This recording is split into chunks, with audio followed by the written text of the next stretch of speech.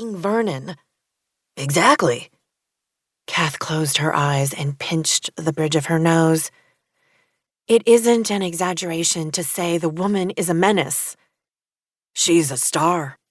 Paul drummed his fingers on the table in front of them, and Cath knew he was 5 seconds from pacing the room, nervous energy flowing off of him in palpable waves. If she's such a huge star, why would she want to do regional theater in Connecticut? She barely acknowledges the existence of Brooklyn. Cath's eyes flew open and she stared at Paul, willing him to see things her way. Why wouldn't she want to do it?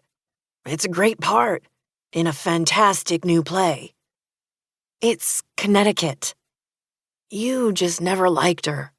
Paul's voice rumbled low and sympathetic, coaxing. No, I don't. I didn't. You didn't know her like I did. You never had to work in a production with her before. Cath was getting flustered, her cheeks heating. As the man said, certain women should be struck regularly, like gongs. Private lives, Paul replied, his gaze steady. Don't try to distract me with Noel Coward. But she's so awful. Cath struggled for the words that could describe what should be obvious. Cath. Paul ducked his head in an apparent attempt to hold her eyes, which darted around the windowless, dingy room, looking anywhere but at him. College is history. You've got to let it go. That did it. Paul stiffened as Cath's attention focused on him, her gaze like a smoky green laser pinning him to his chair. It's not like I haven't run into her in the intervening years. Many times. And in addition to my own horrific experiences with her, she's got a reputation, Cath said. Smiling with what he hoped was winning assurance, Paul said, Yes, as a fantastic actress. Cath frowned.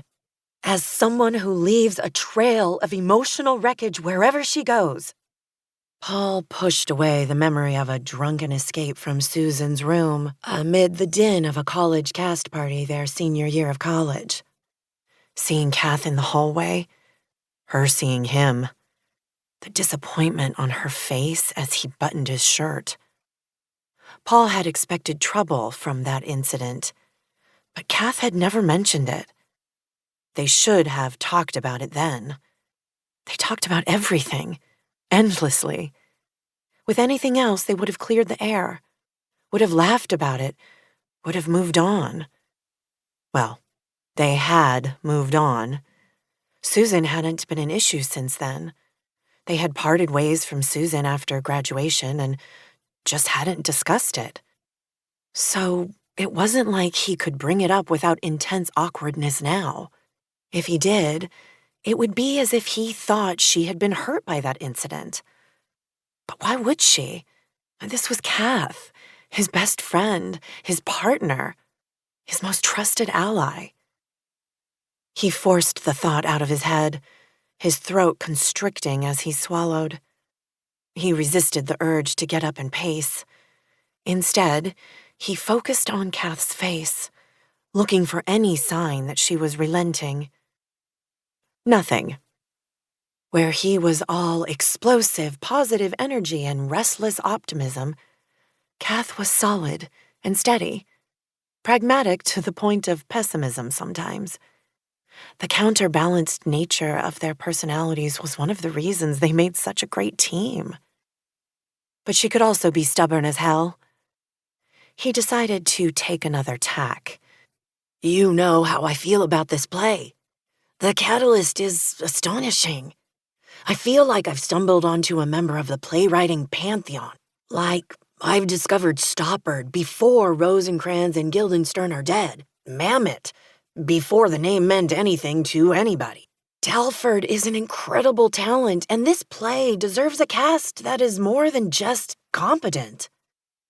He paused a moment to let his words sink in, looking for a sign that he was getting through to her. No dice. Her face remained stony. This could be...